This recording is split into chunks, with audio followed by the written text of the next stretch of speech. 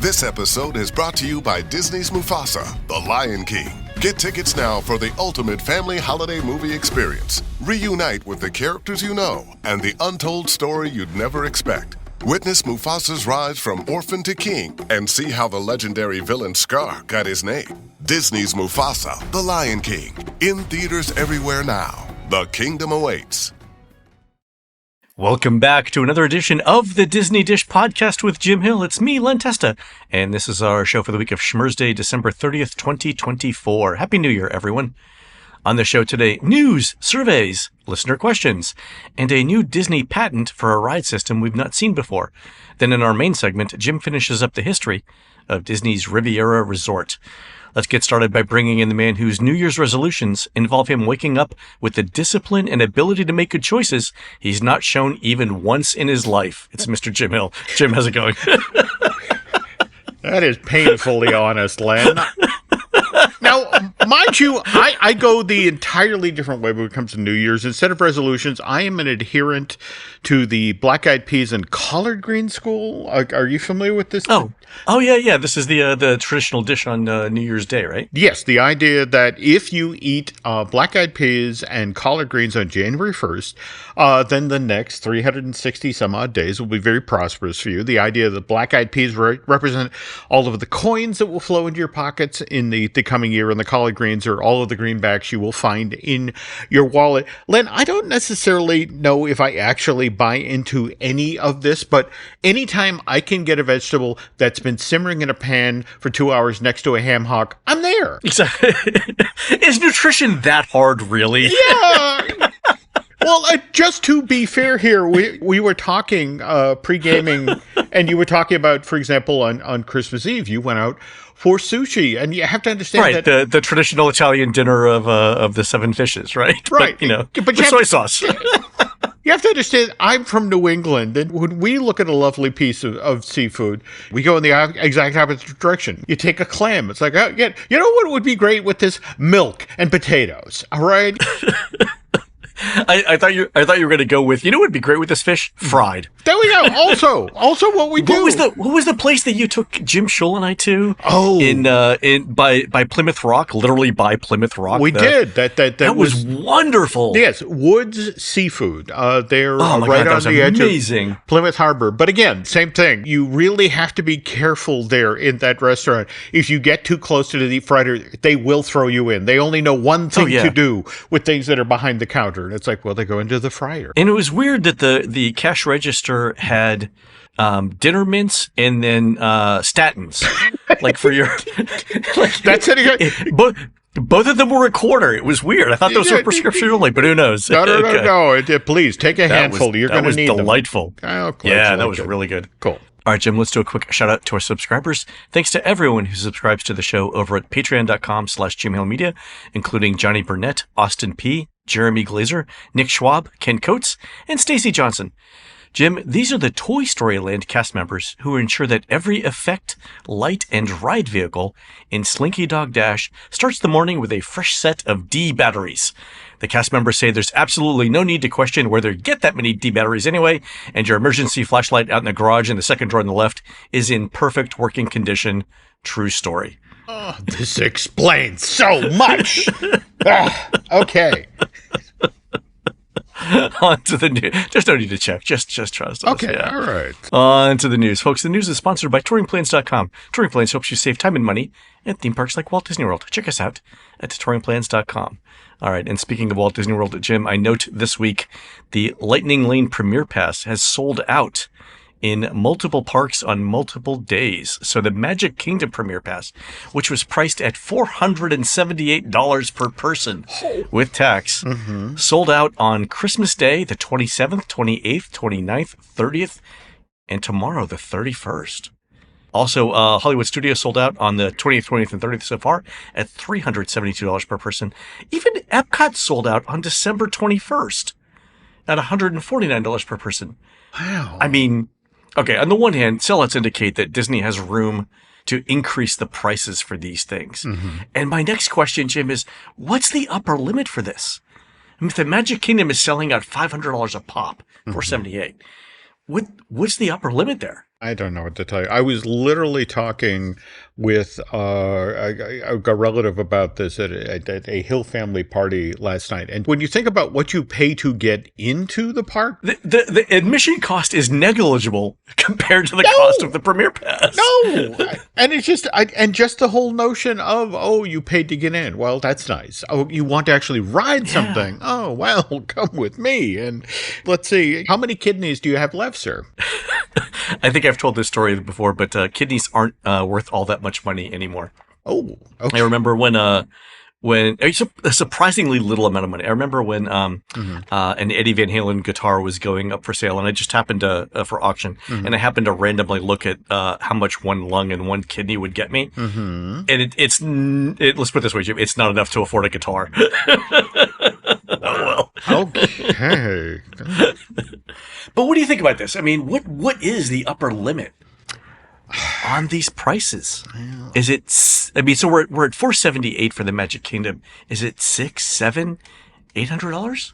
You gotta wonder, but also you also have to factor in I am taking my family on our once in a lifetime Walt Disney World vacation, and those folks who are willing to pay to have the wonderful dream and then deal with the bills when they get home.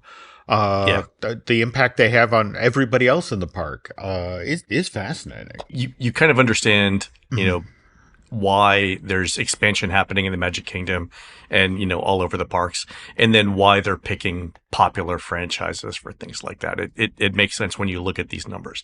I would have thought, if you would have told me this time last year that Disney would have sold out of these kinds of passes at $500 a pop, I would have taken the under on that. Let's put it that way. But I think you're not wrong, and especially with the expansions of the park that are now teed up. I mean, you face it, we're still 5 years out from a lot of this stuff coming online. But you see where the investment makes sense. Yeah, you do. The other thing, and I can't remember if we talked about this on the show or this was one of our private conversations, but it tells me that Disney has more room to increase the cost of lightning lanes during holidays. Yeah. I mean, seasonal entertainment, seasonal decorations. And again, the notion of, you know, families travel for the holiday. I mean, but at the same time, anytime anyone's ever been at the Magic Kingdom or Epcot for, say, New Year's Eve, and it's this would be the only way you could get on anything is if you had lightning lane. Just factor in those crowds. I will say this, that the weather's been really fantastic here in Florida. I mean, it's a little chilly at night and stuff, and you know they're closing the water parks and stuff. But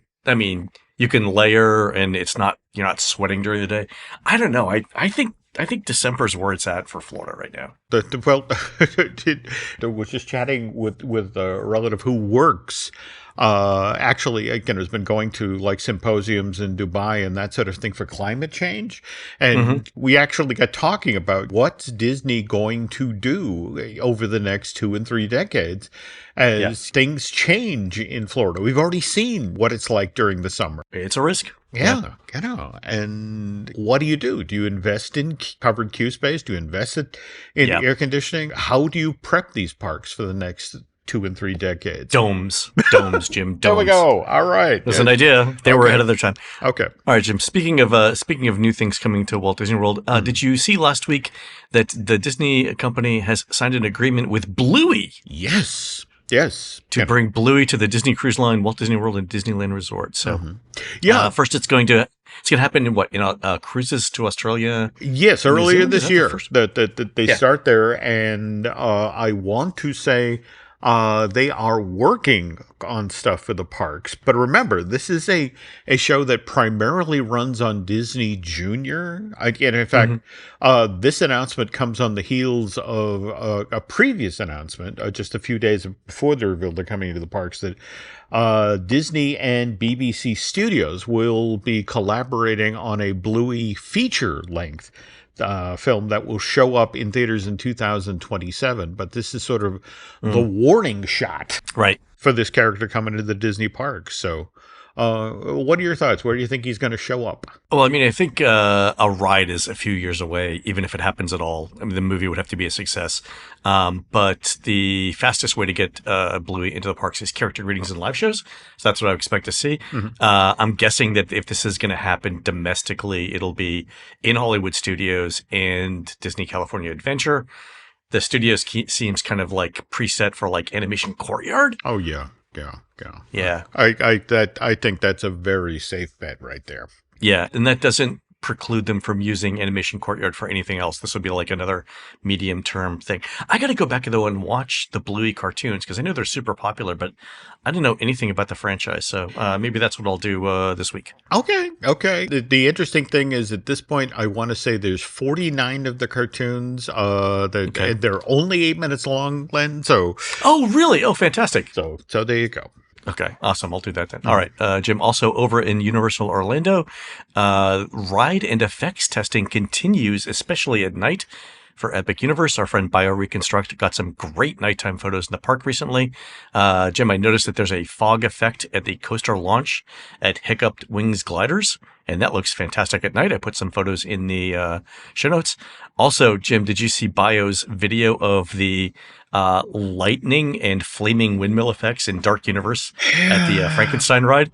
That looks amazing. It does. I want the stuff to continue. Yeah. It's one thing to see it being tested, and park is still under construction. It's always that interesting moment where it's like, okay, we've completed a sector, we hand it off to ops. Just seeing what's still up and running in 6 months. Yeah. Well, I think the flaming windmill is sort of going to be like the Gringotts dragon effect, but for Epic Universe. So I think that'll happen. Oh. And then the lightning effect on Frankenstein's is built into the castle. So that looks... Okay. Can't wait. Good. Speaking of classic horror, I've been working my way through Nosferatu, the original Dracula film, I guess, back from the early 1900s. And Jim, and this was the film is so old, it actually has the title cards for dialogue. There we go. And it's black and white and then colorized. But man, pacing was different back then in terms of stories. Well, when you think about how much of this particular story, the original Nosferatu silent film, is told in shadow. So you see a shadow slowly creep across the room. I mean, when we say slowly, I mean, you can get up, go get a beverage, have a cheese sandwich, and come back, and the shadow is still moving. Yeah, for people like me with short attention spans, it's a task to get through those things. True.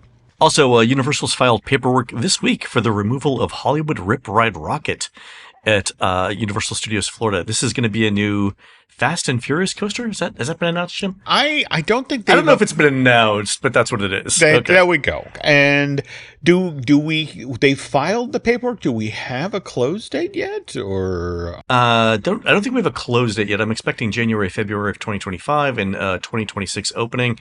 I've got the construction plans around here somewhere. I gotta go find them. Okay. There's also the interesting thing here.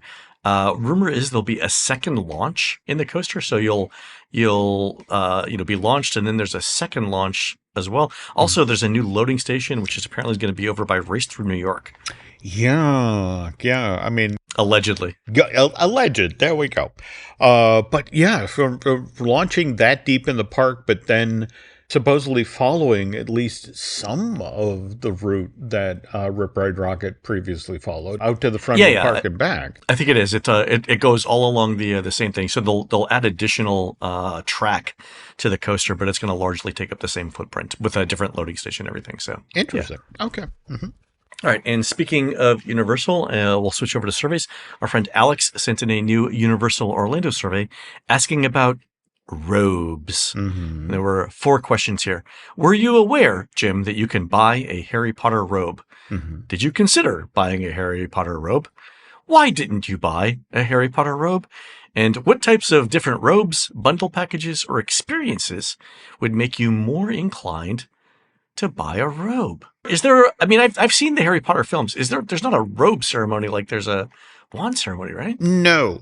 But where this gets interesting is that, now remember, in fact, you've probably seen the announcements of this in the trades, that Max, Warner Brothers, they're prepping a new Harry Potter series that will go into production next year and debut, I want to say, in 2026, with the idea that each season of the show, and they're projecting out 7 full seasons of this series, will do one book completely.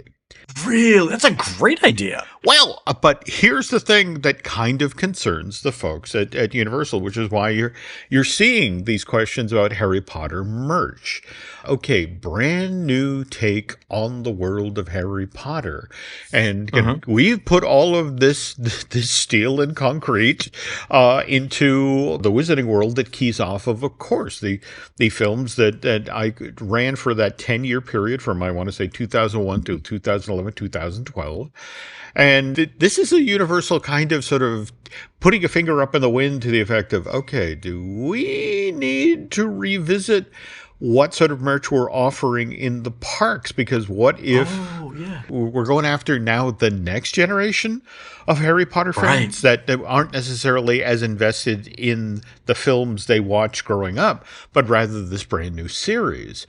And so it's just sort of interesting to watch a Universal at a moment where it's like, wow, we have a lot of inventory tied to the films, and let's be cautious and observant about what happens with those, with that new series.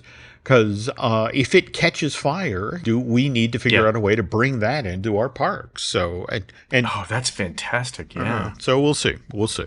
I mean, on the one hand, they've got enough time to go into a lot of detail on each of the books, detail that the films, couldn't go into. Mm-hmm. On the other hand, to your point, the people who have built the stuff in the parks are probably sitting on the set of that TV series with large lead pipes in either hand, just saying, "Don't make me swing this at you."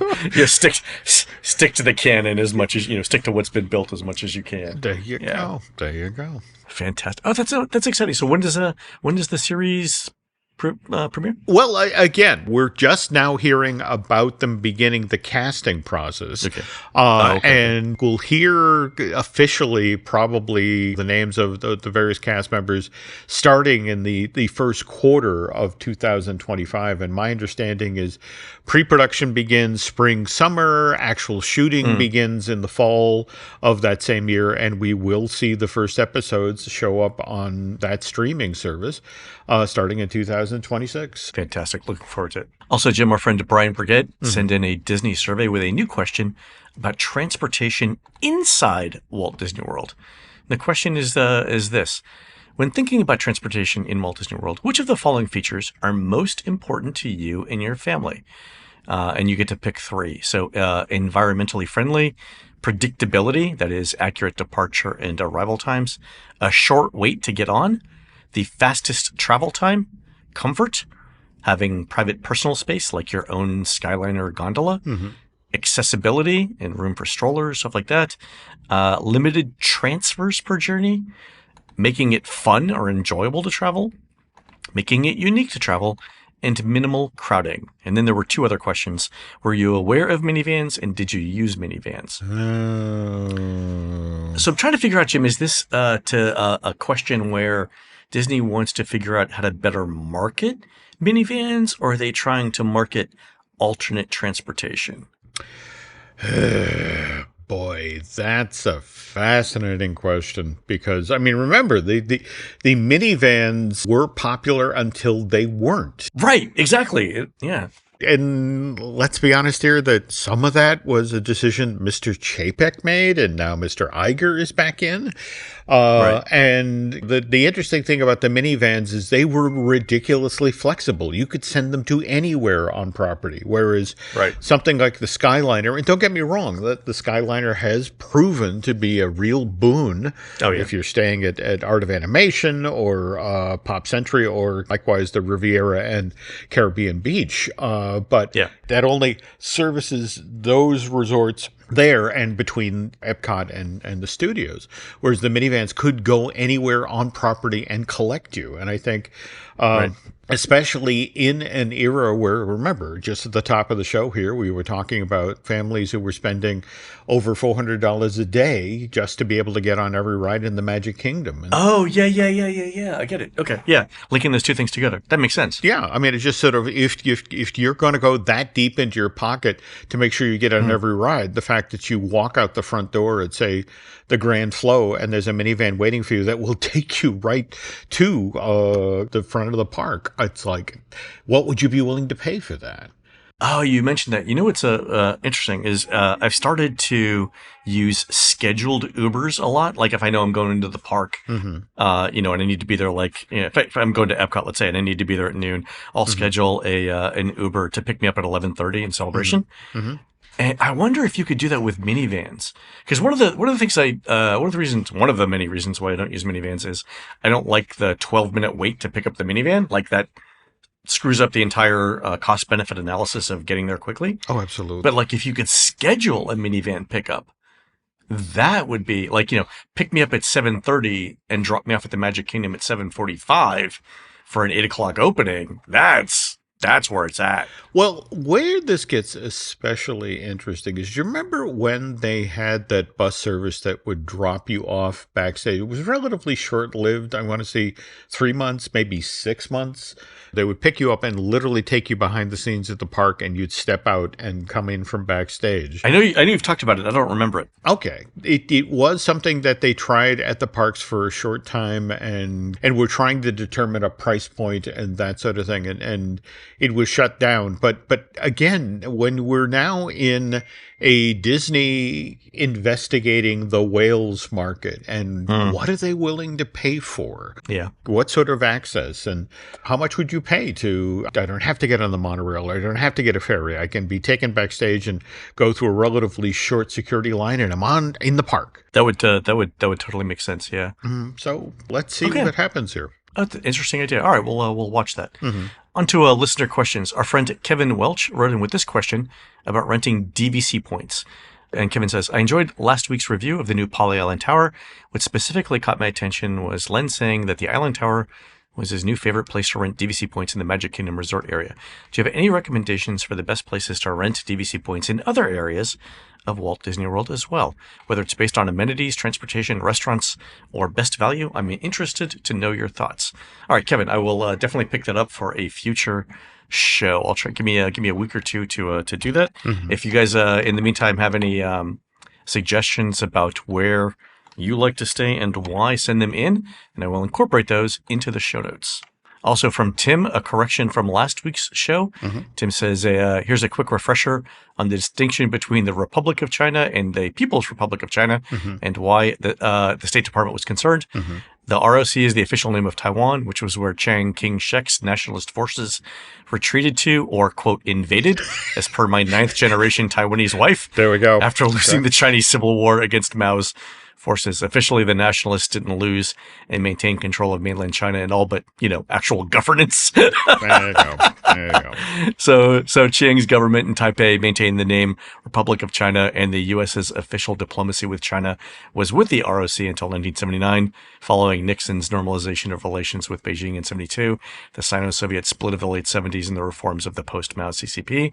In 1978, when the memo was written, the U.S. would have been trying to cozy up to the PRC and was months away from switching the embassy from Taipei to Beijing with the PRC. That would explain why the State Department would want Disney to avoid ROC involvement, and why Ambassador Unger, the last U.S. ambassador to the ROC, would be distanced from it if it was going to happen. And so, Tim, thanks for that. Jim, I read Tim's email. I got the sense he might have seen enough locally there to do a spin-off of The Americans, if you know what I mean. Like, that seems like a lot of detail for just some random listener who may or may not been stationed somewhere around there at the time. Okay. I'm just saying, Tim. I appreciate the insights. How's your Mandarin, Tim? Good? There you go. Good? Okay. Yeah, all right. Also, Jim, Jen wrote from somewhere in the line in Pandora to say, I write you from the algae part of the Flight of Passage line. wondering if I'll make it through this journey. There's obviously a lot of lighting and electronics in this area, but no projections on the trees or walls. Any idea why not? Disney needs a designer working for them that says, guys, women who can afford Disney trips don't use rust and decay as decor. I love that people are writing us from the lines. Okay. All right, so I'm just going to, Jim, throw some product placement ideas out for Avatar 3 in case James Cameron is listening. Okay. Okay, so we know that the International Space Station in real life has Christmas decorations, so decor in space is possible. Pandora gets its first home goods outlet, Jim, and in stock are signs like Live, Love, Colonize. And then we have acid-resistant paints in colors ranging from chiffon all the way to pearl, plus enough throw pillows to make a flying dragon comfortable. This is my idea. Well, in the best of all possible world, Party City has just closed down. In fact, I don't know if you've been paying attention to the controversy out west in regard to Somewhere Beyond, the new post-show store for the Haunted Mansion, and evidently... You know what? Okay, please elaborate from the All right, well, you can tell a story, but apparently a lot of the stuff that is in the new Haunted Mansion post-ride area is things that you can buy at Home Depot and on Amazon.com. And people are saying that is not the level of Imagineering that they expect in a Disney theme park. Well, it's interesting that they have a piece of art, a print that sort of looks like The Bride, viewed from behind in the endless hallway. But again, it appears to be something that is readily available out there online, and that Disney has purchased and put in a frame and put up on. Again, it's decoration that's up on the second and third level of the store. I mean, sort of rimming the retail area. And and what's especially interesting about this, Len, is that, for example, Disney, if you go back to like Big Thunder Mountain Railway, and they talk about when they were propping that, they would actually send people out into the desert to find discarded pieces of mining equipment. So again, this narrative like, oh, Disney bought something and put it up there. It's like, well, they've been buying things and putting them in parks for quite some time. So I want to be clear. I get what people are saying, but at the same time, you need to plug a little reality back into the equation here, that buying props and putting them up in stores and attractions and that sort of thing, that's something Disney's been doing forever. They don't necessarily hand make everything. Right. But what are your thoughts on this? Yeah, I'm of two minds. I think there are some props that you can absolutely get off the shelf as long as it's not a key element of the story or the design. Okay. I think the larger issue that people have with this specific space is the building itself is relatively generic and not in the same theme or detail as the rest of the Haunted Mansion. And then two, I believe one of the the outdoor gazebo is literally something you can buy at Home Depot. And so that is not the level of detail that I expect from Disney. Not on a building structure. Again, if somebody buys a picture from Home Goods and uses that in, as one of like 1,000 props, I get it. I can understand that. But for the buildings itself, or substantial parts of the storytelling narrative, that's not great. Well, tell you what. All right, we were pre-gaming before today's show about when we'd bring Mr. Schul back on the show, and Mr. Schul and I have actually had conversations about the post-show retail at Mansion. In fact, he got there before it opened and was looking at the building and how it fit not only on the Mansion side, but also on the Tiana's Bayou Adventures side. Oh, okay. So let's have Jim on and we'll talk about that. There we go. Yeah. All right, cool. Awesome. And then speaking of Disney, there's a new patent application that's been published titled Rider Controlled Amusement Park Ride. And Jim, I included 3 images from the patent application. And the interesting thing to me is this. The first page is sort of generic. It's got a track at the top of a room, like a track mounted from a ceiling with an arm that is carrying a box, and the box is labeled passenger area / vehicle. So imagine sort of like how Peter Pan's flight is suspended from the ceiling, but you're in a box, and then below that is a city scene. Okay, so that's mildly interesting. The next image, though, shows a hang glider, right? Figure 2. Yep. Which I was thinking to myself, okay, this could be like the next generation of Soarin'. And what's so funny, Len, is if you go back to the earliest pieces of concept art for California Adventure, this is actually what they were toying with. In fact, the funniest part of it is that Disney initially, the ride system, for lack of a better term, if you've ever gone to collect your dry cleaning, and you know that yeah, the thing with all the hangers. Well, no, that's exactly. Picture a ride system that hangs off of that sort of thing and dangled you again off of a hang glider, looking down at scaled model, sort of like again the Peter Pan thing, flying over London, but looking down. Imagine doing that flying over the state of California. So weird that we're revisiting that idea. It's funny you mentioned that because the like I said, the first figure is just this generic box at the end of a robot arm, and here I'm thinking Kuka arm. Right. The second one is a hang glider, so I was thinking Soarin'. The third one is an airplane. Yeah. And the fact that when I got to the point where we had 3 different images with 3 different ride vehicles, my next thought was this has to be Monsters Inc. coaster. So imagine you're at the end of a Kuka arm in Monsters Inc., but you can zoom in and out of different areas. That would be fun. That would be fun. Holy cow. Okay. Let's see where we are. We'll see what happens. Yep. Okay. All right. So I'm super excited about that. All right, folks, we're going to take a quick commercial break. When we come back, Jim finishes up the history of Disney's Riviera Resort. We'll be right back.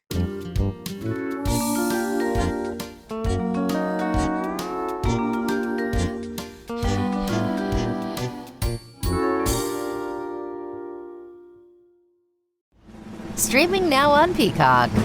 Paris Hilton and Nicole Richie are back. That's hot. Loves it. For a show-stopping reunion that will prove putting on an opera is anything but simple. We're really good at this. One thing's for sure, they won't be upstaged. Good to have you back. Come on, we've got a show to do. Paris and Nicole, The Encore, a 3-part reunion special. Streaming now, only on Peacock. The wrongs we must right. The fights we must win. The future we must secure together for our nation. This is what's in front of us. This determines what's next for all of us. We are Marines. We were made for this.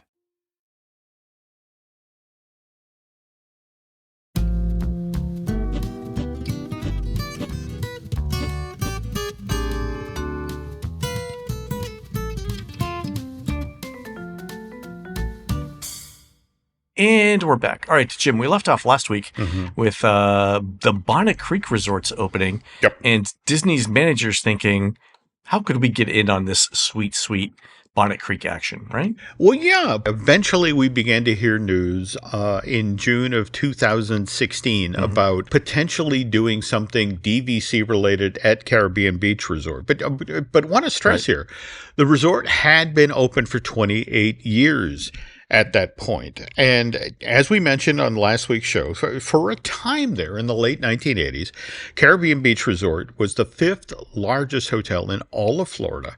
But if we're being honest about that time in Disney World history, the Caribbean Beach Resort is also basically out on the frontier at this point. I mean, it's on this undeveloped stretch of Disney World property, and it was like that for years. In fact, Len, did you ever get to see Surprise in the Skies? Oh, yeah. Okay, so you know the Laguna show I'm talking about. This, and by the way, folks, this was a daytime lagoon show at Epcot Center. And the interesting thing is it happened not just on the water, but above the water. In fact, that's why it had the name Surprise in the Skies, because at one point in the show, suddenly 8 paraplanes, and by the way, when I say paraplanes, powered hang gliders at best. Oh, yeah. I mean, what you're being very kind here, Len, because they're what? They're a parafoil, they're wheels, and an engine, and that's it. All right. You could put this together literally in a single trip to Home Depot. Oh, 100%. Easily. You could take flight using the stuff there. Yeah. Okay. Absolutely. But you had 8 paraplanes that were actually piloted by Disney characters. You had Mickey, Minnie, Pluto, Goofy, Tigger and Pooh, and then Chip and Dale. But what was fascinating about paraplanes is they're relatively slow flying things. I think the top speed 25 to 35 miles an hour. They're designed deliberately to fly low to the ground, which makes them ideal if you're staging a show, a daytime show at a theme park back in the 1980s when safety was kind of an afterthought, Len. I just cannot imagine the recruitment process that says, are you willing to strap yourself to some fabric and get launched in the air? And if the answer is yes, can you do it dressed as Pluto? Like, imagine you're on the phone, right? And a recruiter calls you and is like, hey, Jim, how are your holidays? Doing well? Yeah. Hey, listen, I got a couple of questions for you. And then at the end of those 2 questions, you're like, you need to lay off the eggnog, dude, because you are not making sense here. No, totally. And in fact, I was flat out told by somebody who worked in the show that there's a reason that Donald Duck was, it's a duck. He's flying. He should have his own paraplane. No. Donald's face had lots of wind resistance. Exactly. A trail of feathers as he's going up in the air. There we go. But anyway, all right. So this show is presented at Epcot between October of 1991 and September of 1992. In fact, it was one of 20 new ride shows and attractions that debuted at Walt Disney World as part of the resort's 20th anniversary. But what was especially interesting, if you stayed at the Caribbean Beach Resort, and gives you some idea of this is Disney's thinking about this chunk of the resort back then. They needed an airfield for these paraplanes to take off from and come back to land on next to Epcot. The notion was, well, no, it's perfect. Let's put it next to the Caribbean Beach Resort because nothing's going in over there. And that is literally hundreds of feet from World Showcase Lagoon. Oh, totally. But the idea was they take off there, they do like 2 laps, and then they come back in for a landing. But I will tell you, Len, that what was especially cool about this, now, if you were staying at the Caribbean Beach Resort and you went back over there in the afternoon and, we're say walking around Barefoot Bay, the 38-acre waterway that the resort is built around, 15 minutes before they were supposed to appear in the show, you'd hear the motors starting, and then these paraplanes would take off, and it took them a while to get some height. So you're out walking in the walkway, and Mickey would fly by you like 8 feet off the water. And you go back into your family, to get them for lunch. You're like, I just saw the strangest thing. Mickey Mouse is flying around on a hang glider, and then your wife looks at you like, you said you wouldn't drink on this vacation. There we go. The heat stroke. Oh my God, make him lie down. And now I wonder, like, in the event of an emergency landing, is there like a Goofy costume at the bottom of that lake at Caribbean Beach? There are so many questions, Lem. All right. Anyway, so by the way, the French Quarter of the Port Orleans Resort opened just a few months prior to Surprise in the Skies, May of 91. And then the Dixie Landing section of that same resort, known as Riverside, that opened February of 92. And so we're in the middle of Surprise in the Skies run. And again, Port Orleans was designed by Fogelberg Koch, the same folks who architectural firm from Southern Florida who worked in Caribbean Beach. And I bring that up because the opening of the Disney World's second moderate resort, things got interesting for the Caribbean Beach Resort. They had to start doing additional things to stay on guests' radar, which if we jump ahead to July of 2003, we have the debut of the first film in the Pirates of the Caribbean series. That was Curse of the Black Pearl. We would then get 4 more films in that series, most recent one being 2017's Dead Men Tell No Tales. And by the way, Len, continuing talk at Disney about reviving that series. I think we've mentioned Margot Robbie star of the Barbie movie. I'd love it. Yeah, it has talked with Disney continuously about they have an idea that basically sort of keys off of the storyline on Stranger Tides, where you may remember toward the very end of that movie, Johnny Depp's Captain Jack Sparrow character actually maroons Angelica, who's the daughter of Blackbeard, on a desert island. And as he's rowing away, she shouts out at him, "I'm pregnant." So with the notion of that she's pregnant with Sparrow's child. And so if we jump ahead now to Margot Robbie, that's the idea. She is now Captain Jack Sparrow's child, and they would do a film where effectively she is searching for her dad, and Johnny Depp would come in and say the last half hour, 20 minutes, and with the thinking that it were this successful, this could launch another Pirates trilogy. That'd be great. Yeah. But anyway, back to Caribbean Beach Resort. On the heels of the enormous success of the second and third films in the Pirate series, Dead Man's Chest, which came out in theaters July of 2006, and then At World's End, which showed up May of the following year, 2007, the Imagineers redid the pool area at Pirates of the Caribbean, figuring that, well, we have these films that have the name Caribbean in them, and that people staying at this hotel are going to start expecting to see pirate stuff. So the Fuentes de Moro pool, are you familiar with that, Len? Yeah, the big pool in Old Port Royal, I want to say. That this reopened in September of 2008 at an extensive reimagination. Now it was redone as this colonial Spanish fort and zero entry pool. It looks really good. Yeah. It looks great. But also it is, if you're going to be staying at that hotel and you expect to see pirates, this gives you that element. Now, what's intriguing about this is the year after that, 2009, we saw 400 rooms in the Trinidad South section of the hotel. Those were themed for pirate, with the notion that, hey, you're coming here and you have a kid who's a Pirates of the Caribbean theme. We have our new Pirates themed pool, and you can stay in a block of rooms that are pirate themed. But what was weird is on a parallel track, the year previous, 2008, several hundred rooms at the Caribbean Beach Resort were rethemed around Finding Nemo.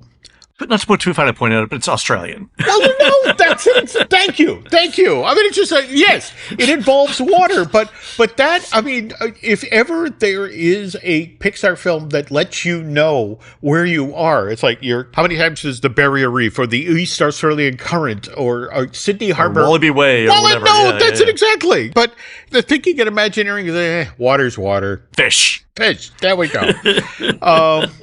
But think about it. Now we're in the 2008s, 2009s.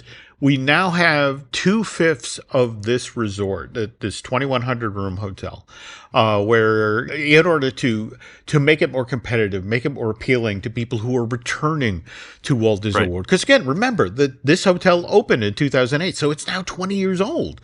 So it's like, okay, you want to come back here? Hey, we've got Nemo themed rooms. Hey, we've got pirate themed rooms. Well, that's the thing. They were trying to address a couple of things. Mm-hmm. One, again, this was Disney's first moderate, so they built a bunch of 2-story buildings, collected into islands for the theme. But there was one food court sort of in the center-ish part of the resort, and people hated the walk. So it was, for years, Disney's lowest rated moderate. Mm-hmm. Mm-hmm. And now they're looking for ways to get people into those rooms without having to discount them substantially, because they don't want to do that. Well, and the other thing is they kept doing this. I mean, if we look at, for example, just last year, we had a block of rooms at the Caribbean Beach Resort redone for The Little Mermaid. And in hindsight, well, look, this was done on the back of assuming that the live action Little Mermaid, which came out in theaters last year, would be an enormous success. And of course, that's one of those projects that got tripped up by the pandemic. And and came out late and had cost overruns. And long story short, it didn't even come close to making money for Disney. Oh, God, no. And speaking of losing money for Disney, we have to talk for a moment about the Disney Institute. Opened in February of 1996. It was Michael Eisner's bold initiative for Walt Disney World, thinking that people who went on vacation wanted to learn new stuff. And teaching staff there was told, don't worry about it. We're going to give you guys 5 years to find your footing and to, we'll figure out a marketing plan and we'll get people in here. And within 18 months, they threw in the towel. And 5 years, 18 months. There we go. Relatively the same thing. But by January of 2002, they had announced a plan to turn the Disney Institute into a DVC. Plan was formally announced in September of that year, and it would be called Saratoga Springs. And easy decision, Len. Saratoga Springs was adjacent to downtown Disney, the shopping and dining district, and Phase 1 opened in 2004. Was very successful, so this became DVC's new playbook for Walt Disney World. Take a space that was directly adjacent to something that was already successful at the Florida resort and then turn it into a DVC. So this is why, for example, we saw the tennis courts at the Contemporary shut down in 2006. Construction of the Bay Lake Towers begins in 2007. And mind you, it doesn't open till August of 2009, but we get that. So, all right. So now to bring this full circle, plans for Walt Disney World's 50th anniversary celebration begin a full 10 years in advance, Len. They have their first meetings in 2011. And the plan always was that Epcot, because of the giant space around World Showcase Lagoon, was going to be ground zero for this year-long celebration. And the DVC wanted to cash in on what they believed was a once-in-a-lifetime celebration. So in this window of time, this is where we begin to see our first discussions of the Skyliner. Okay. With the idea of, okay, let's give people a fun, exciting way to come into Epcot. And not only that, let's bring them in the international gateway side. And so balance things out. Yeah. There we go. And we're looking for something that's the equivalent of San Francisco's trolley cars. You really can't say you've been on vacation in San Francisco unless you've done the cable cars that take you halfway to the stars. And again, Caribbean Beach Resort at this point, it's an aged moderate, which as you mentioned, has issues food court wide and that sort of thing. And yes, the Pirates of the Caribbean and the Nemo rethemes had moved the needle a little. Yeah, but still, it wasn't enough to overcome the transportation and the walking issues. I remember when we heard about this DVC idea, and we thought that they were going to do basically moderate rooms, but as a DVC. Like we thought, or at least I thought, that they were just going to take one of these entire islands and turn it into DVC, but that's not what they did. No, not at all. What they did is they pulled down Barbados and the Martinique wing of this hotel. They then built a 10-story DVC resort with several supporting buildings, but with the idea of from day one, this was going to be tied into the Skyliner system. In fact, Skyliner came online in September of 2019, and the Riviera Resort officially opened just 3 months later, December that same year. That was their opening day. There we go. And but from day one, the notion of this is the hotel you want to stay in for the 50th. Yeah. And in fact, for me, what was fascinating is, for example, them working backwards from the rooftop restaurant again. Yeah, from Topolino's, working your way backwards. Yeah, with the notion that this was where you wanted to dine to watch the amazing nighttime show that was going to happen out on World Showcase Lagoon. And and then from there, it was almost secondary. It's like, how high do we have to be to have the greatest sightline? 10 stories. Beautiful. That's what we are. But in the end, there are a couple of things that tripped up this wonderful 10-year-long plan on Disney's part. And remember, nobody could foresee that the pandemic would happen in March of 2020 and effectively shut down the resort. We need to also sort of pay attention to the fact that in that same window of time, Bob Iger handed off running of the Disney company to Bob Chapek. And Bob Chapek, for example, he was the one who looked at Harmonious, the show that was in development at that point, and then effectively requested, I'd really like more of a jukebox show if we could do that. So 5 years of design and development went out the window while they retooled the show to make it palatable for the new boss. And never mind the secondary venue. I mean, people forget about there was, yes, we had Topolino's on 10 stories on the top of a Riviera Resort, but we also had the island in the sky inside of Future World. In the festival center that was supposed to happen, yeah. There we go. And how that was 3 stories, 4 stories, but that also offered primo view, and that would have also been available to corporate groups and private parties. And but Chapek took that off the table as well. And well, then we don't need to talk about Harmonious, the short-lived nighttime show at the park. What was it? October of 2001 to April of 2023. And what I just find ironic about that, Len, this show was designed for at least a 5-year run. And remember how the show before it, Epcot Forever, they literally told us at the open it, temporary show, only going to be here for a short time. Yeah. Don't get attached. This is a placeholder till the new show starts. And that one actually outran Harmonious. Did it really? It did. The temporary show, Epcot Forever, ran for 23 months. The designed for at least a 5-year, actually a 10-year run, that only ran 19 months. So I was in Epcot earlier this month with an Imagineer who worked on Harmonious. Yep. And I was like, what happened there? And the Imagineer said, imagine if you came up with a list of suggestions and nobody agreed to any of them. Like, you basically got overruled for every design idea, based on something else. That's what happened. No. So, Absolutely. All right. Yeah. So anyway, November 2022, Bob Chapek is out. Bob Iger is back in. And we're now in this very interesting place at the Walt Disney World Resort, because it's important to understand the Skyliner was designed. This was phase 1. And right. That Jim Schull worked on phase 2, right? Our friend Jim Schull worked on phase 2. We know where phase 2 would go. Yes. And in fact, to bring us back to the Bonnet Creek portion of this story, remember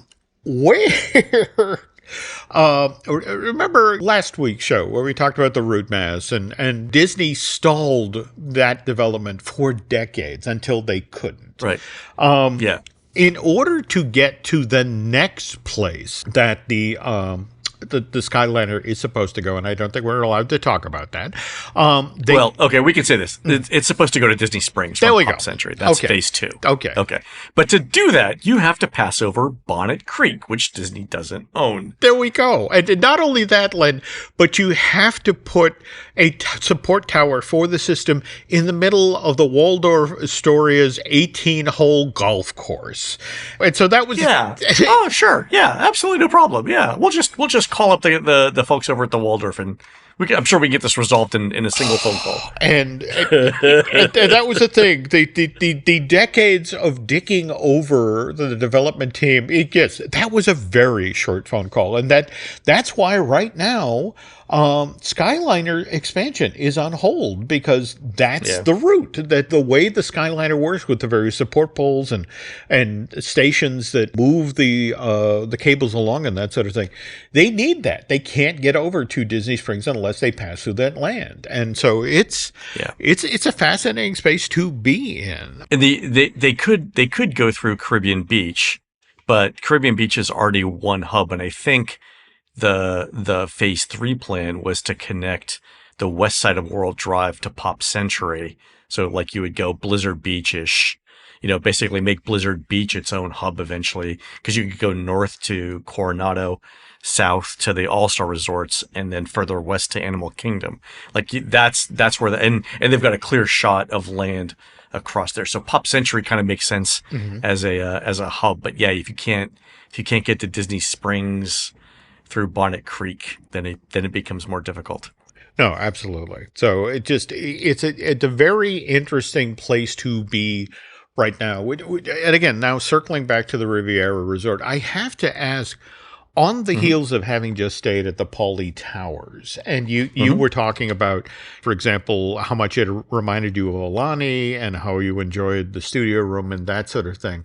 But just taking a look, making a comparison and contrast, December 2019 versus December of 2024. These two resorts have opened up 5 years apart. And is there that much of a significant difference in, say, the design language, or do you see consistencies, or what do you think? I think the rooms are remarkably similar in that the rooms themselves are lightly themed. They tend to be larger. I really like the Riviera a lot. I think my first time there, I stayed at a 2-bedroom dedicated, and it was fantastic. Had a decent view of Epcot, had a decent view of Hollywood Studios. I really like the bathroom layouts, which Disney's continued with the Island Tower. The Riviera is actually the highest rated Disney resort in Walt Disney World, according to unofficial guide readers.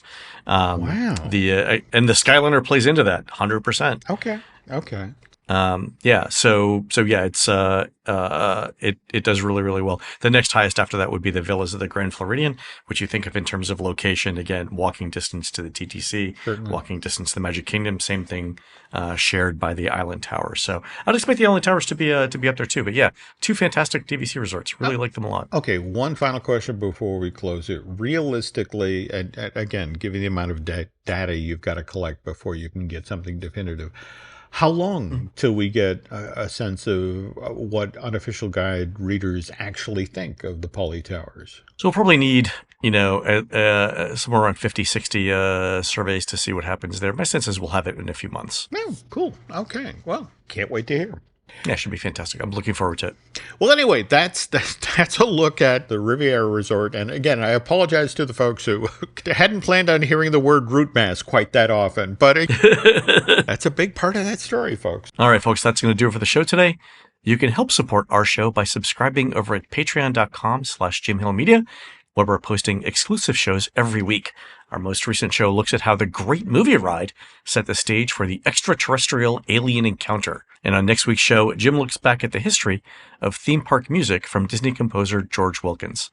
You can find more of Jim at jimhillmedia.com and more of me, Len, at touringplans.com.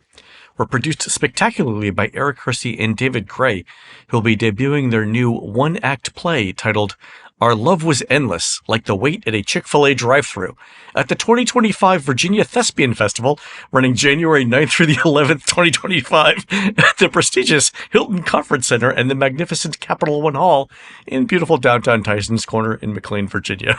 While Eric and David are doing that, please go on to iTunes and rate our show and tell us what you'd like to hear next. For Jim, this is Len. We'll see you on the next show.